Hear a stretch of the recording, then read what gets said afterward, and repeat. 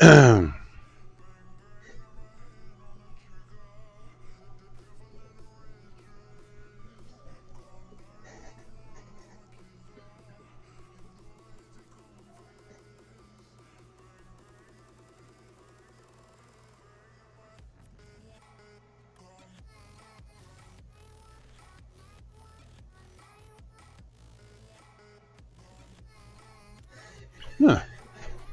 Interesting dubby step music.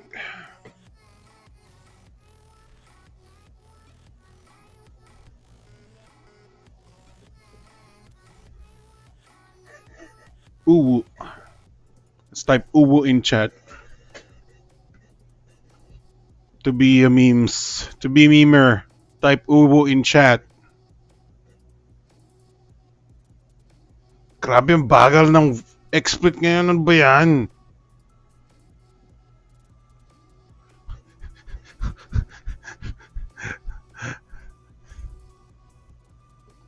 Facebook.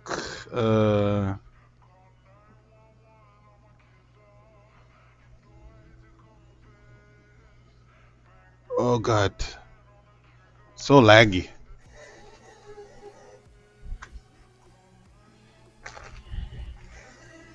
Type uwu in chat.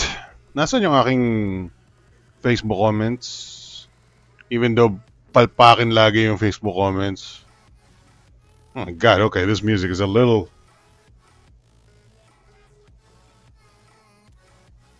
Okay. Facebook live comments, here we go. Hopefully...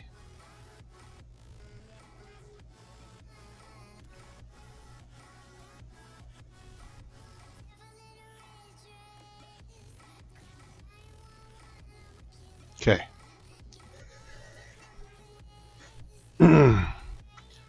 White Blue, what's up?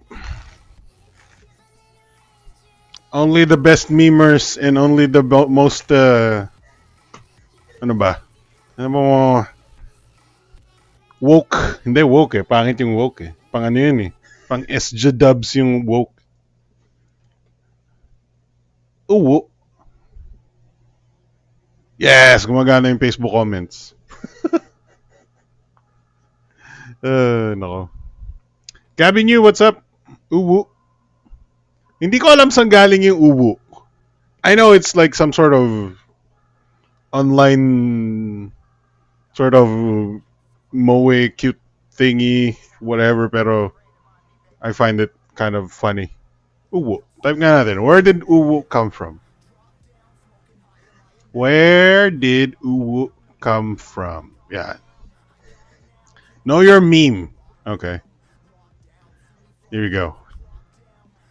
So, uwu refers to an emoticon typically used to convey happiness or smugness, and it's sometimes referred to as happy anime face. The face is also something used in shitposting.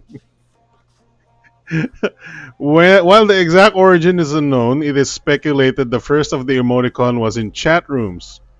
The first proven use of uwu is in the Yu-Gi-Oh fanfiction Genie of the Puzzle, published by user Daku Kitsune on October 14, 2005. In the fanfiction notes before the story, the author states, again, feel free to throw squids and fish at me. Uwu, I deserve it, you know.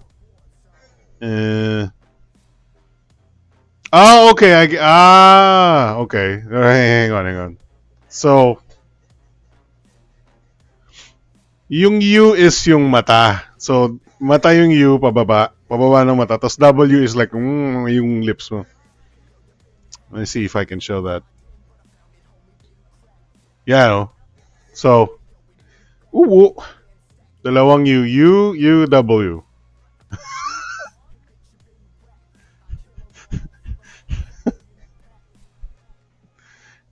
Uwu. Bakit ganito yung music natin? Kakaiba yung music na ngayon ng no copyright? But parang hip-hop rap naging yung ano? Oh? Ba nagra-rap yung ating ano? What the?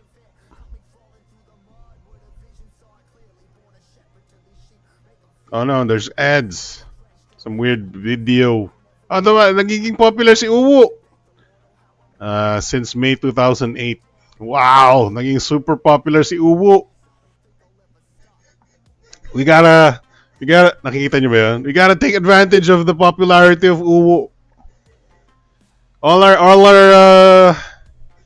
Gotta clickbait Uwu. Every video is now Uwu. Uwu. Magandang gabi, everybody. Welcome to the pre-show. First show. And ang bagal ng laptop ko ngayon, but hopefully gumagana pa rin. Farmer Sanchez, what's up? Mukhang wala ng sore throat. Yeah. May konting sipon. And konting ubo. So, excuse me. But sore throat wala na. Thank you. Thank you very much. Nag-improves. Actually, inis ko huwag mag-BTS but sabi ko, nakakahiya naman sa ating friends, no? Especially since very interesting week this week. There's a lot of good stuffs and there's a lot of meh stuffs. Ay, nako.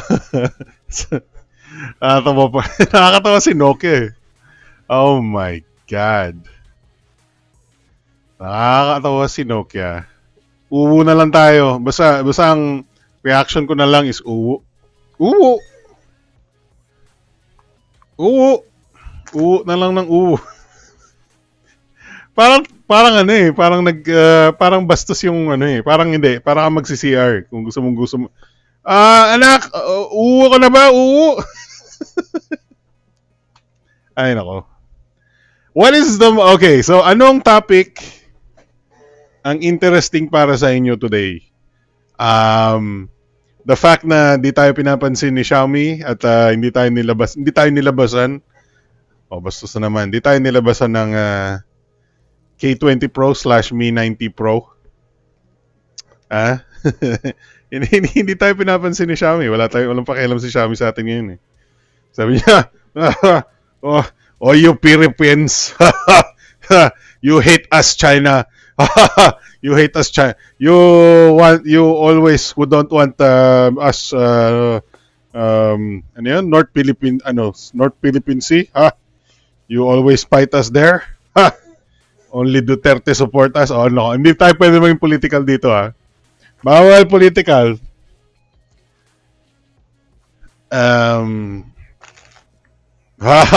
You Philippines hate us. Hindi nagiging hapon eh, no? You Philippines hate us? No, you don't get Mi 90 Pro / K20 Pro. Only India get. You Philippine. You take that. Ay, nako. It's very sad. There's still hope. There's still hope na magkaroon ng K20 Pro or Mi 90 sa Pilipinas officially. Pero bumababa every single day na wala pa rin Mi 90 or K20 Pro sa Pilipinas. It's already almost August, no? So, ano pang aantayin natin? Ano pang aabutan natin? Kailan lalabas yan? Desyembre?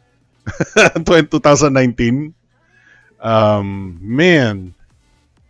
Kailan tayo magkaka-Mi 90 Pro or K20 Pro? It's gonna be a sad waiting time kung magkakaroon naman tayo. And yun ang problem is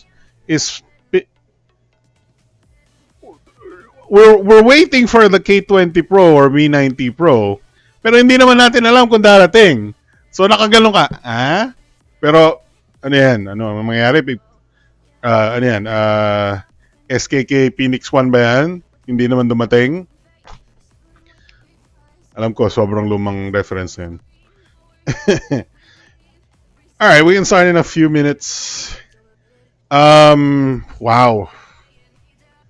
So, I guess marami sa topics is very sad because Nokia topic is also sad. On a good note, si Xiaomi Mi 9, Mi A3 might be positive. Interested ako sa kanya even though hindi siya super high-end mid-range. It's kind of low-end mid-range actually. And yeah, ano pang ano pang meron? Wala na. Si Nokia. Oh God. Binabasa ko yung Nokia. My God. Who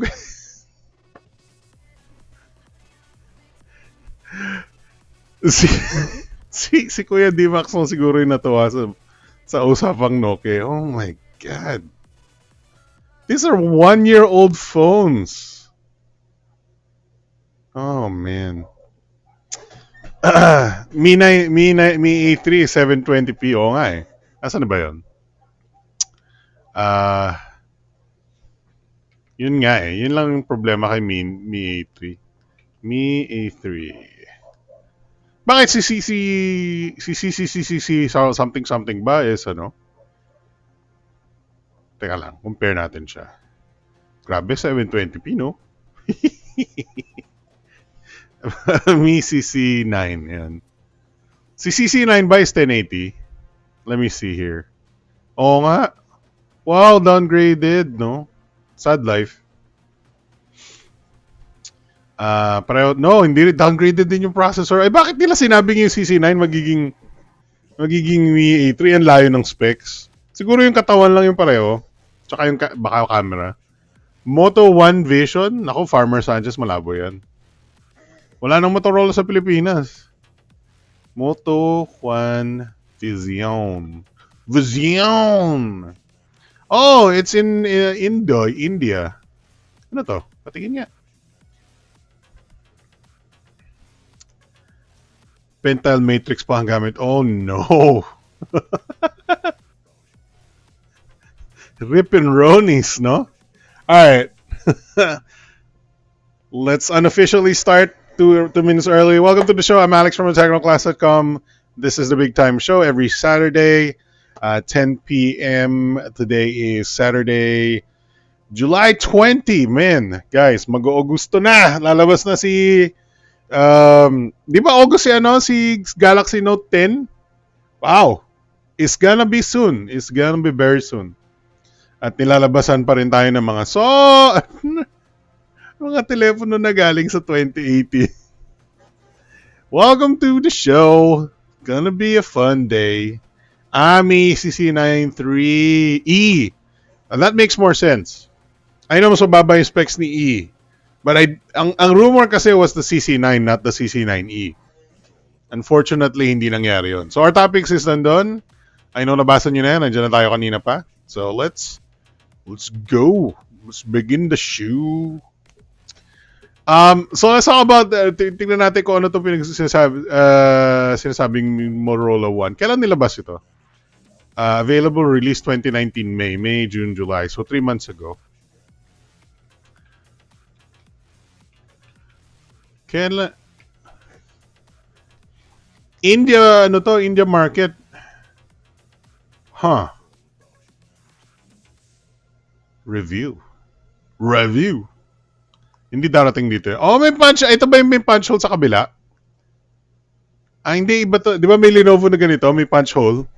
So, same na gumawa. Punch hole din. Exynos. Oh, wow. Exynos processor. 1080p. 6.3-inch na. Walang notch except merong butas sa punch hole. 48 megapixel PDAF OIS, 5 megapixel depth. So wala siyang ultra wide and wala siyang what's it called? Wala siyang ultra wide, wala siyang telephoto, and then 25 megapixel selfie.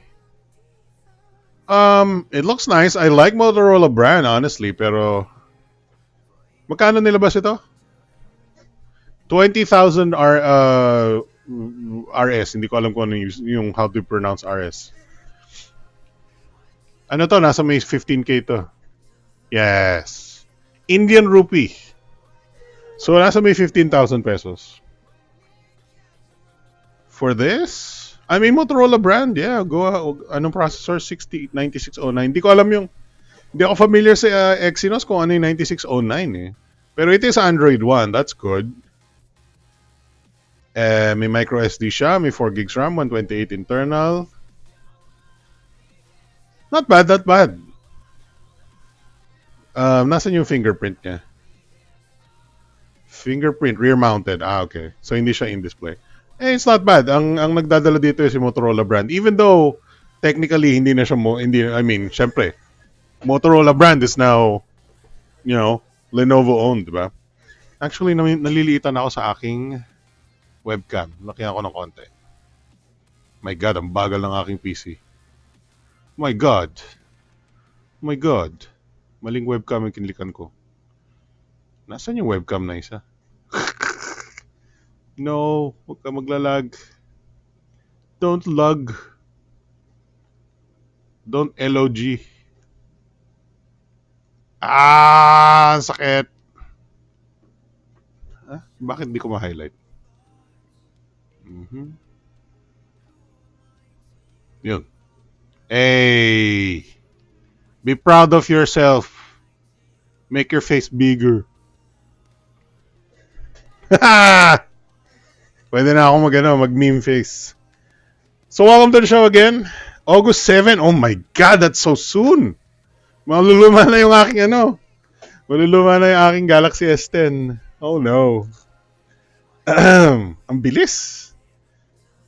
Anyway, Motorola One Vision, okay lang, pero hindi darating sa Pilipinas ito. Alam mo naman, nag-peace out na si Motorola sa Pilipinas eh. Quit na. GG na si Motorola sa Pilipinas. Rear fingerprint. Ang kasi is one thing is hindi mabenta. Yung baga, sa Pilipinas it's all about it's all about hindi napaka napaka parang celebrity focus or advertising focus or marketing focus natin or lifestyle-ish focus tayo yung sa Pilipinas na hindi mabenta yung Motorola because Motorola is a very nerdy brand eh. It's a very enthusiast brand. Used to be Nokia was an enthusiast and nerdy brand din eh, but then naging mainstream brand si Nokia and then ngayon naging nobody's brand. Nobody's brand. So I don't know since for one thing may konting Motorola DNA pa rin all Motorola phones but unfortunately most ng manufacturing is Lenovo na so you don't feel the old parang sobrang matibay na build quality Motorola's anymore. But I like that it's very different, no? The display and whatnot. Pero hindi naman darating sa Pilipinas, so rip and Ronies, no? That's that for that. Kalimutan natin yan. Si Motorola One Vision. I like it. It's a nice look, no? Panoorin natin si video. Sandali. Para ka naka S10 eh. Bakit low quality? Nag-autoplay siya ng Facebook video na low quality. Anyway. Going from that phone to another phone na same price. Same price. Gusto niyo mag-usap about a same price na phone? Oh boy. Nagsimula na tayo. So let's talk about the new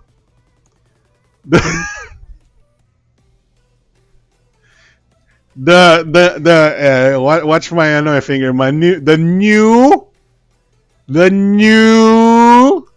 Nasaan ba si D-Max? D-Max. The new Nokia HMD Nokia 8.1. Oh my God. Pero kinuha ng Moto ang Jadin na wala na yun. Tapos na yung kontrata na yun. Di na. Wag eh. Sinubukan nila. Matagal na yun. Ang tagal na nung Jadin ha. Oh my God. Waipek din. Yeah, that's true. Kulang ng push, kulang ng marketing. I mean, even though meron kang ambassador, kailangan mo ng billboard, kailangan mo ng TV ads, kailangan mo ng But the problem is, hindi naman nasusuportahan ng sales. So, kailangan syempre may sales din sila para may TV ad sila. Si Oppo kasi nung time na, alam niyo si Oppo, ano talaga, pera talaga, as in talagang bilyones yung ginastos nila sa Pilipinas. As in, sobrang dami. And then si Oppo and Vivo, naglalabanan kung gaano kalakas yung ginastos nila sa pera. Sobrang dami nilang ginastos sa marketing push. As in, sobrang dami. Kulang na lang magrenta sila ng buong mall eh. Pero tingnan mo, punta ka sa mall ngayon, ano yung nasa ano eh, nasa mga yung ano, yung paligid ng ano, yung handlebar. 'Di ba Oppo, Vivo? Punta ka sa ano, punta ka sa SM Cyberzone. Ano yung nasa yung paligid ng mall na handlebar? Eh di ba Oppo, Vivo? Oh. Ano yung pag sumara yung elevator? Ano yung nandun sa elevator? Oppo, Vivo.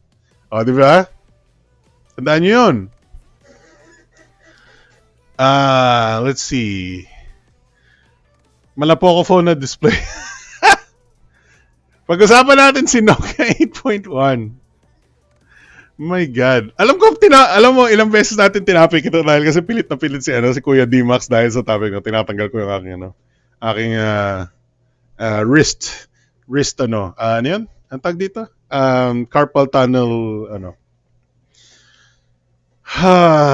my God. So, wow. This is a phone.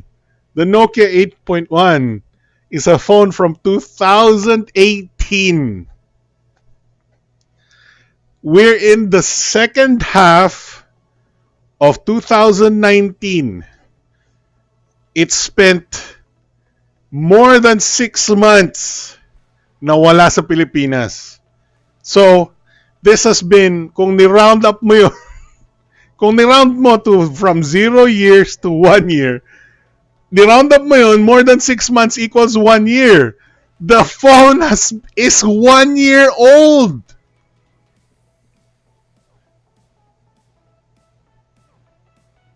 Ain't nobody should be celebrating the launch of a phone that's over 1 year old in the Philippines.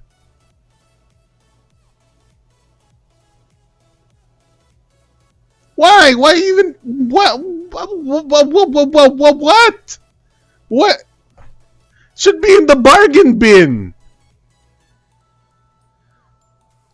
What's the point? Ganun na lang ako. Ano bang sa'yo yun? Ginaganon-ganon mo yung shoulders mo? Yeah! Ang galing ko. What? Look at this design!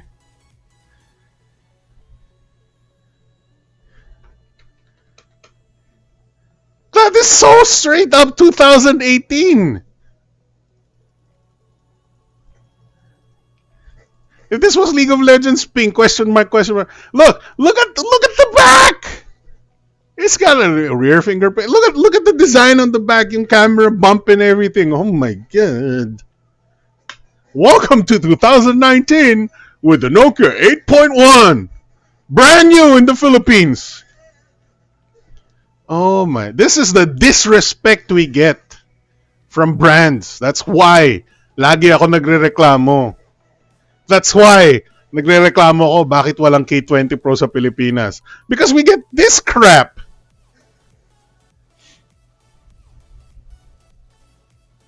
We get this crap. We get trash. We get like leftovers from other brands. This has been launched in India since January. India has a 6-month head start on this product. I know. Technically, pwede mong sabihin mas priority yung India. Because they got more interesting consumers there. They're actually ayoko na magsalita, baka may magalit sa akin Pilipin. But seriously, this is a slap in the face. People should be I am outraged for us, the Filipino consumer. I'm outraged for us. Ako yung natatamaan ng galit. Kasi binibigyan tayo ng leftover. Binibigyan tayo ng, hey, oh,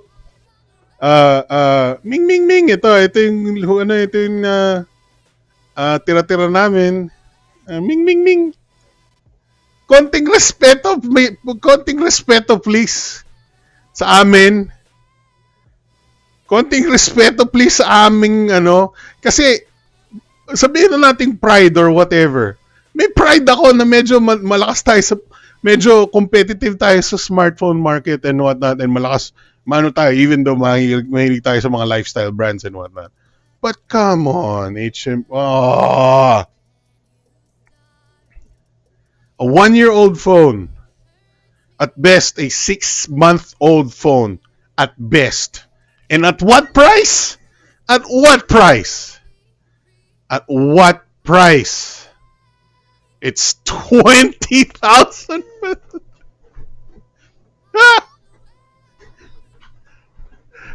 Sinampal ka na sa mukha, hiningan ka pa ng pera. What? What? We get a travel voucher for 1,000 pesos and a Nokia My God, a Nokia VIP card.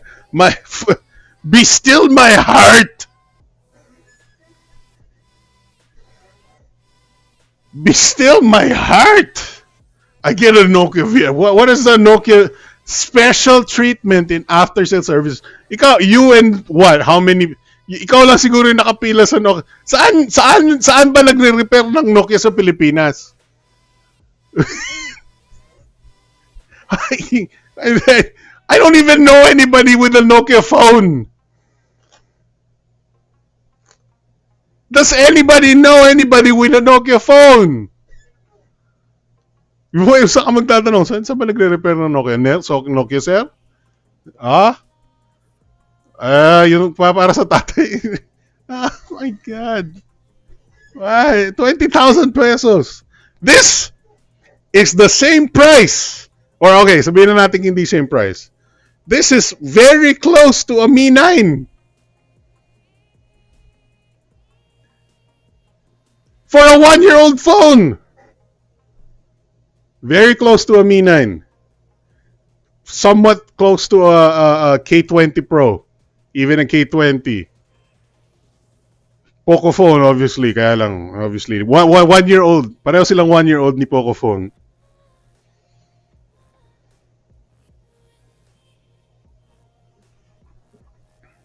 Oh my. Wow. The disrespect. The disrespect. The disrespect. 6 point. Okay, let's. Any specs? 1080p display, may HDR10, DCI-P3, something. Dual rear Zeiss cameras. 12 megapixel with OIS, 13 megapixel depth. Dual LED, EIS, 4K video recording, AI scene detection. 20 megapixel front camera. Big notch. And then may fingerprint scanner sa likod. The only thing na nagbaba...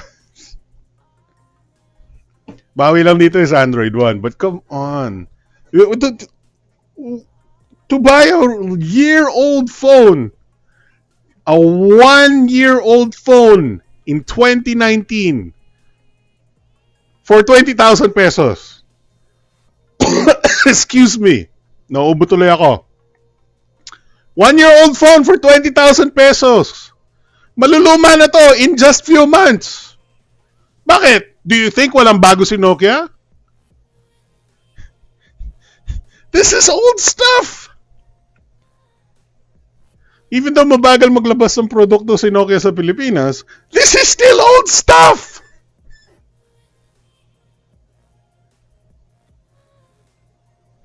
Bakit? Nilabas ito December. In China, it was launched earlier, I think, the X7. Do you think walang papalit sa 8.1 this year? From HMD? You'll always be old. Your phone will always be old. If you buy a Nokia phone, your phone will always be old because they don't give a crap about the Philippine market to sell brand new phones.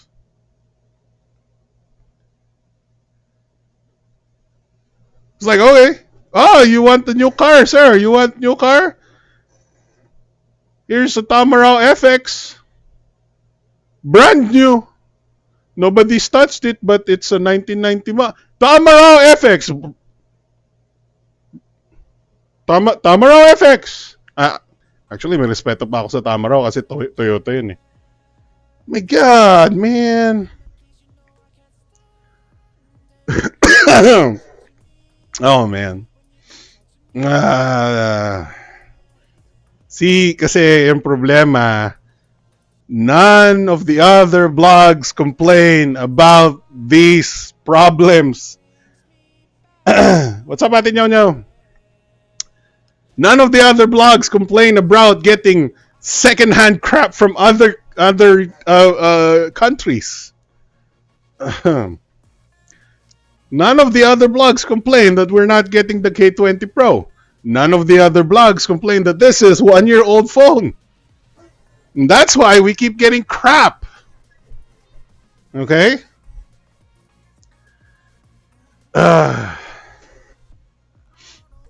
Bili ka na lang ng Oppo K3 kahit China ROM, Snapdragon 710. Dude, bili ka ng K20, K20 Pro. Di ko kaya late yung ibang phones ni Nokia dahil hindi nagmo-move yung stocks nila, especially yung... Yeah, I mean, it's one of the... Syempre, kahit sa India, hindi naman super popular si Nokia. Even though, mas madali kasi magpadala ng produkto sa India because they're just right next to China. Magmamaneho ka lang, dadaan ka ng border. Ayan, nandito na ako sa India. Sa Pilipinas, syempre, dadaan ka sa, sa dagat, no? I don't know. Just mas traditional yung relations between India and China because they're very close neighbors and hindi ko alam may ano ba sila, may gera ba dati doon? Wala naman, di ba? Anyway, the point being here is we're getting crap. We're getting crap. India does get better stuff than we do. And ako personally, I take offense whenever this happens. Whenever this happens, I take offense. For 20,000 pesos, I take offense.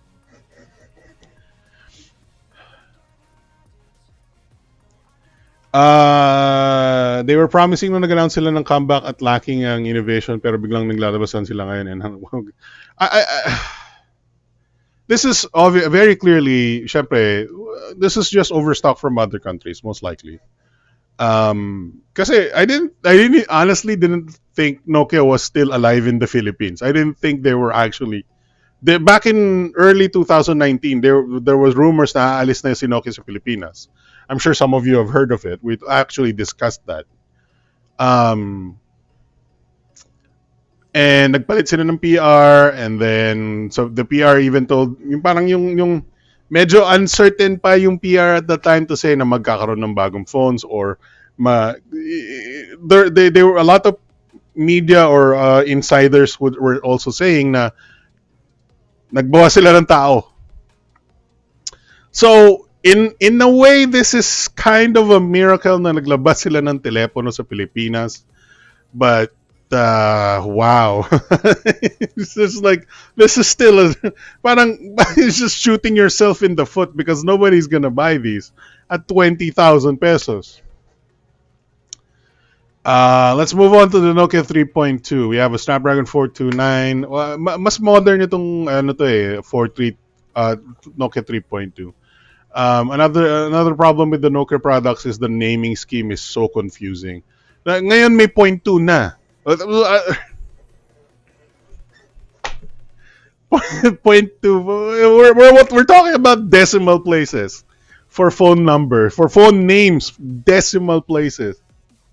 What can I buy a Galaxy S10.7? Huh? What's next? Oh, they really messed up the naming scheme. So this was released in 2009, released in June 2019. So mas bago ito for sure. Bago rin yung Nokia 2.2, released 2019 June. So these were more recent products. So let's talk about those. No? Nokia 3.2, Snapdragon 429, 3 gigs RAM, 32 gigs storage, HD plus, TFT. Wait, seryoso ba kayo TFT yun? No, come on. IPS sabi ni GSM IPS siya. 5 megapixel front, 13 mega. Oh my god. Fingerprint scanner. Nasaan yung fingerprint scanner? Wait, nasaan yung fingerprint scanner niya? Eh? Eh? Rear mounted? Saan? Tagong-tago ah.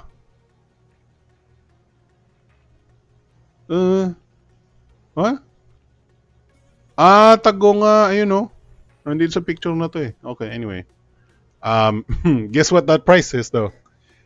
Good PM, Sean C. Guess what that price is though? Nokia 3.2. How much would you pay for Snapdragon 429, 3 gigs of RAM, HD plus display, 720p, 13 megapixel, and 5? How much would you pay? Well, you gotta pay 7,990. Ouch. Ouch.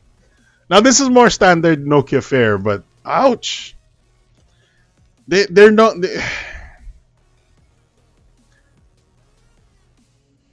This is you could some will say this is overpriced, but for a Nokia brand, this is par for the course. 8,000 pesos for that. And then very simply, I'll just say there's a lot more.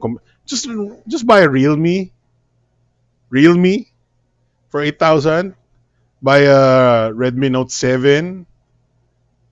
We buy a Redmi 7. Mas mura pa yung Redmi 7. Obviously, there's a lot of comparisons here na pwede mong ipasok na hindi pasado si Nokia. Ang gagawin na lang, ang pwede mo na lang sabihin sa Nokia is it's a Nokia. Nilakas ako yung ilaw ko para yes.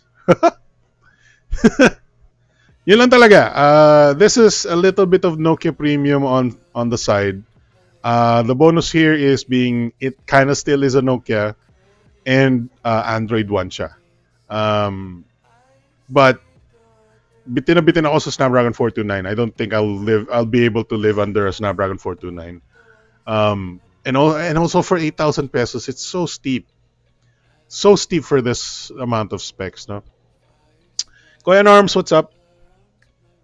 So that's that for the 3.2. Let's talk about the 2.2.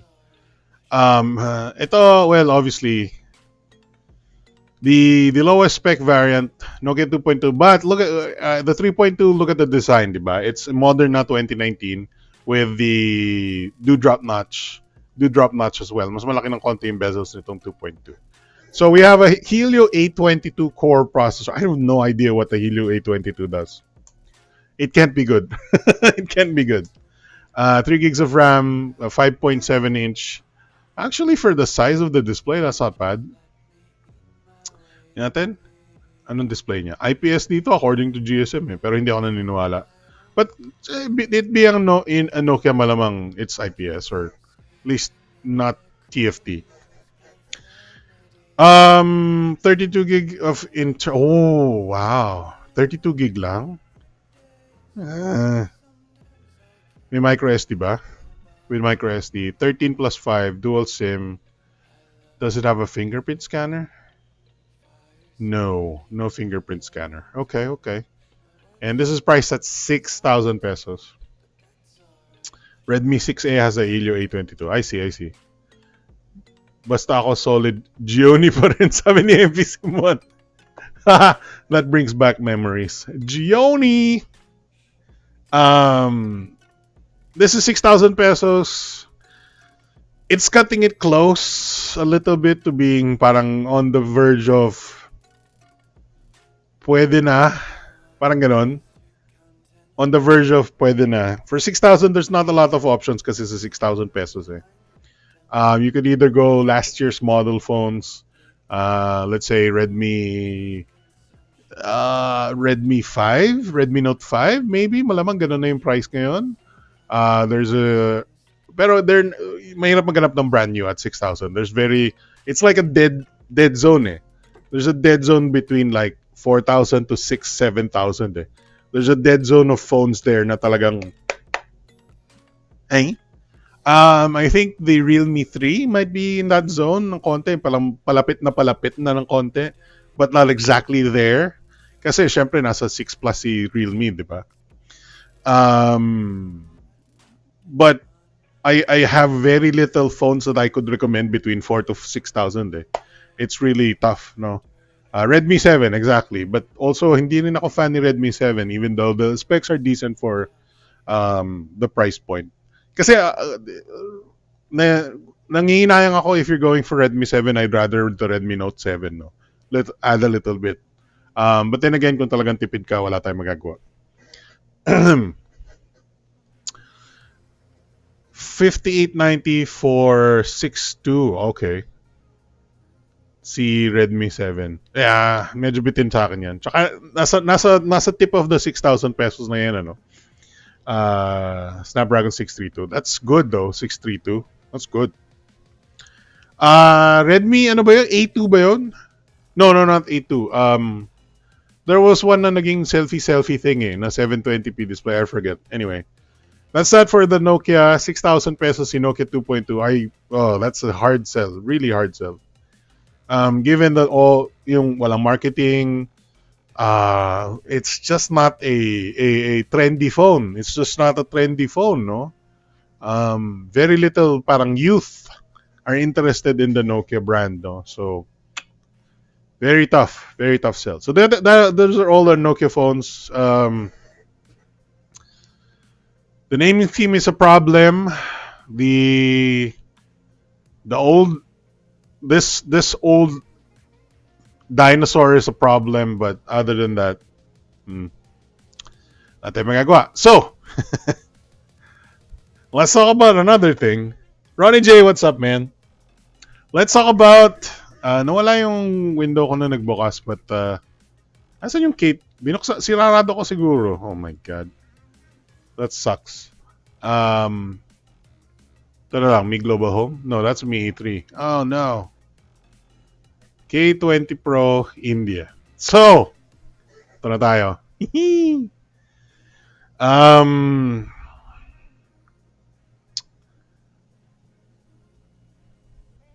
Price cut. Okay. So, here is the kakalabas lang, winner charge bro. Kakalabas lang sa India, the new K20, no. I want the K20 Pro. Let's talk about K20 Pro. K20 Pro. And this is the Redmi version, no, not the Mi version, no. Nintendo Switch Lite, what's up? Yeah, actually, very interested in ako sa Nintendo Switch Lite. Even though may Switch na ako na regular. Old. Nintendo Switch old. So, let's talk about the phone that did not arrive in the Philippines. The phone that Xiaomi snubbed the Philippines for. The phone that is one of the reasons why you should be complaining to Xiaomi why they didn't bring it to the Philippines. And why did we get the westernized version, the Mi 9T, and not get the high-end westernized version, the Mi 9T Pro? There's so many questions, there's so many complaints. Right? Ito yung one of the reasons why nagulat ako na magla-launch sila agad ng Mi 9T sa Pilipinas is I thought, wow, nauna tayo sa India. That's rare. It's very rare na mauna tayo sa India to get the new flagship whatever, no? There was all this talk about, Redmi is breaking off into its own brand, Redmi, and then everybody was hyped with the new killer, ano yun? Flagship killer. Lahat kayo yun eh.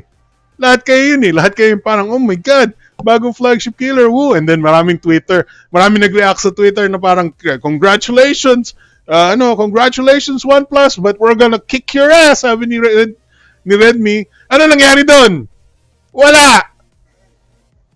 Walang nangyari doon. Because Xiaomi was like, yeah, Philippines, Philippines, meme, who needs the Philippines? Who needs you? You get the Mi 90.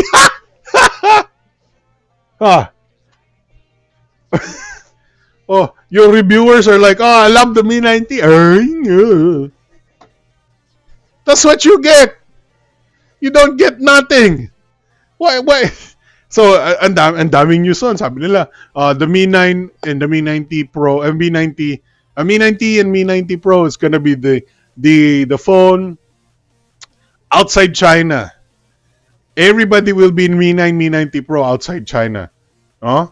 No! But the India Mi 9, K20, K20 Pro. So who the heck invented this bull crap about Mi 90, Mi 90 Pro being the international variant? Who invented that crap? Because it's fake. Here's the K20 Pro in India.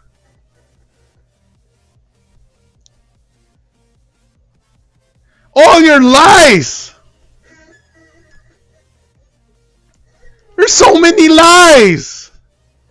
And lahat ng Pilipino was buying all that crap. Filipino was like, oh yes, Mi 90 Pro. Yeah, it's gonna be, wow, flagship killer. Flagship killer. Asan yung flagship killer mo? Nasaan ang flagship killer mo ngayon? Bibili na lang ako sa Zand.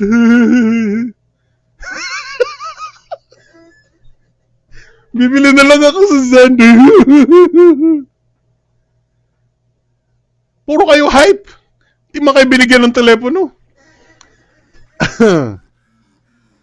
Di nila inantay yung K20 Pro Global kaso baka may ads pag global. It's come to my realization na actually may news ako dyan sa ads, but first of all, napansin ko talaga na more people sa Pilipinas is okay with the ads, especially since you can go around it. You turn it off, you move to a different location, you put your location to a different location. There's a variety of ways to get away from the ads. I just don't like it stuck. I don't like that the ROM has ads on stock because now offend ako na ano yung aking pride, no? Or not pride, but more like ano ko OCD ako eh. I'm OCD. I don't like bloatware. I don't like adware, no? So when I see adware and bloatware, sinasabi sa akin ng phone or the brand itself that wala kaming pake kung bloated yung phone basta pumikita kami sa ads. I don't like that. I like a clean, no ads, no crap. Don't give me crap. I buy your phone, I pay you. Don't give me ads, no? Even though I can turn it off. I don't care if I can turn it off. Just don't bloat my phone.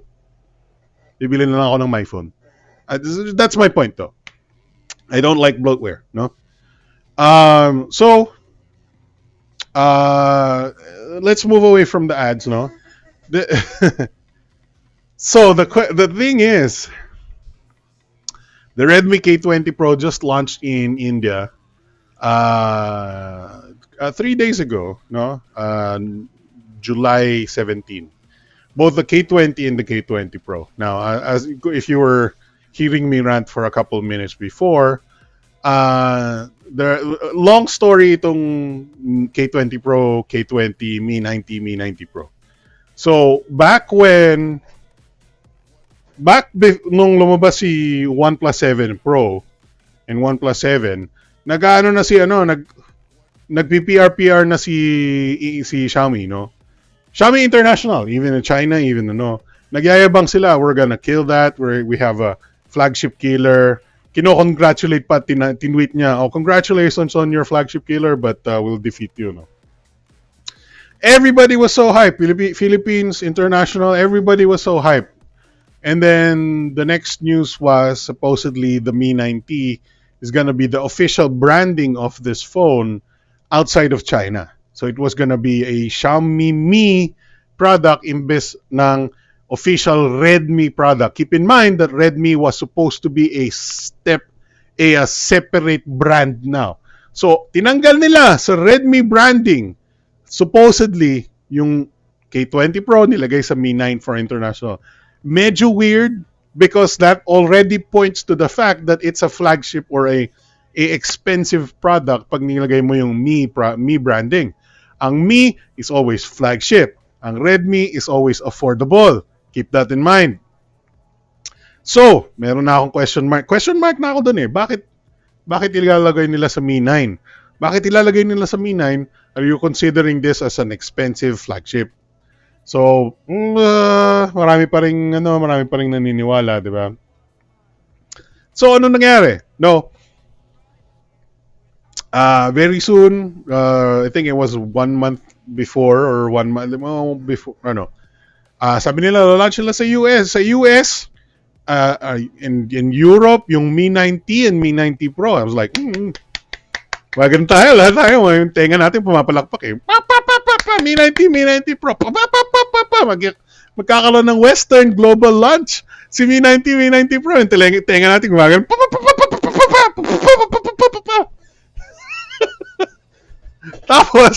Tapos sabi nila, magla-launch na ng Mi 90 sa Pilipinas. Several weeks, mga 2-3 weeks after. And then, teka natin kung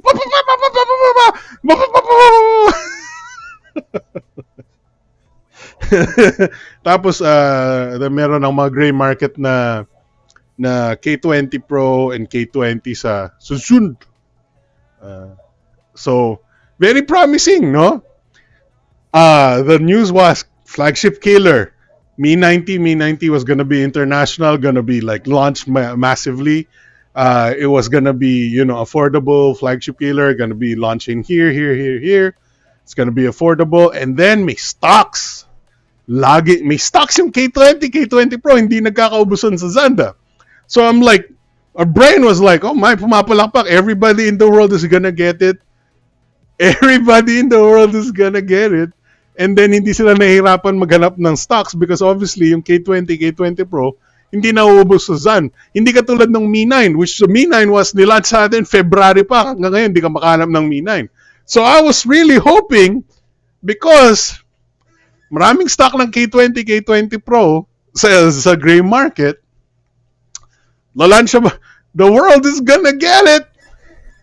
And then sabi nila, magla-launch kami ng Mi 9 Mi 90 sa Pilipinas. I'm like, block.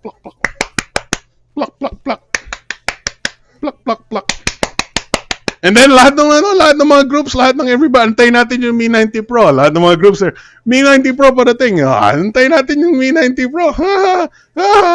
Lalabas na yung bagong Pocophone F2 na parang Mi 90 Pro.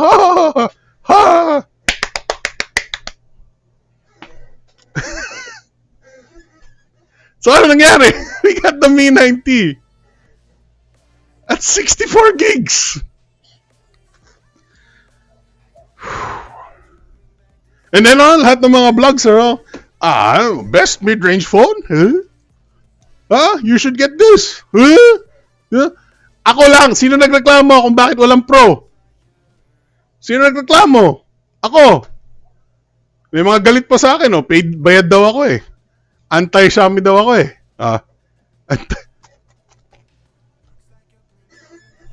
Nasaan yung pumapala? Everybody's gonna get it. Nasaan yung everybody's gonna get it? So, wala. Wala tayong Pro. Wala tayong Pro. So, a few weeks later, ayan. Ayan na. The lies. The lies come forth. Looks like hindi Mi 90 ang magiging international. It looks like may Redmi version din na pang India/global, not China only. What are you